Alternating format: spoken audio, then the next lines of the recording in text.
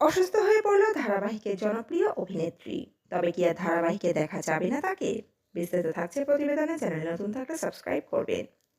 বর্তমানে বাংলা প্রথম সারির চ্যানেলগুলির মধ্যে জি বাংলার পর্দায় যে সমস্ত ধারাবাহিকগুলি সম্প্রচারিত হচ্ছে, তার মধ্যে অন্যতম জায়গা দখল করেছে মিঠি ছোড়া ধারাবাহিকটি।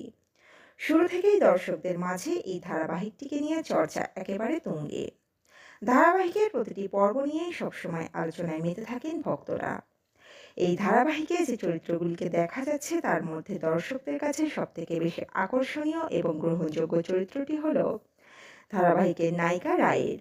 এই চরিত্রে অভিনয় করছেন অভিনেত্রী আরাত্রিকা মাইতি। এর আগে খেলনাবাড়ি ধারাবাহিকে প্রধান নায়িকার চরিত্রে অভিনয় করতে দেখা গিয়েছিল তাকে।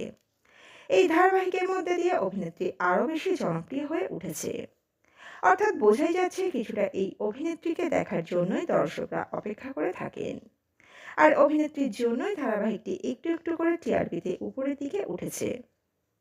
কিন্তু ঠিক এমন একটা সময় মিলল খারাপ খবর, যা শুনলে দর্শকদের মন ভেঙে যাবে।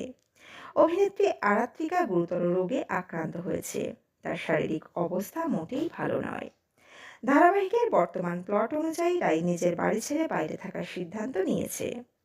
তার বাড়ির মানুষেরা তার সাথে যে চরম দুর্ব্যবহার করেছে, তারপর ওই বাড়িতে থাকা আর তার পক্ষে সম্ভব নয়। এখন ক্ষমা চাইলেও সেই ব্যবহারটা মন থেকে কখনোই মুছে ফেলতে পারবেন না রাই। কিন্তু বাড়ি থেকে বেরোনোর আগেই বোঝা যায় ভেতর ভেতর তার শরীরটা বেশ খারাপ করেছে। কিন্তু কাউকে সেই ব্যাপারে নাক গলাতে দেয় না অভিনেত্রী। তবে কি এই অসুস্থতার কারণে ধারাবাহিক ছেড়ে দেবেন অভিনেত্রী?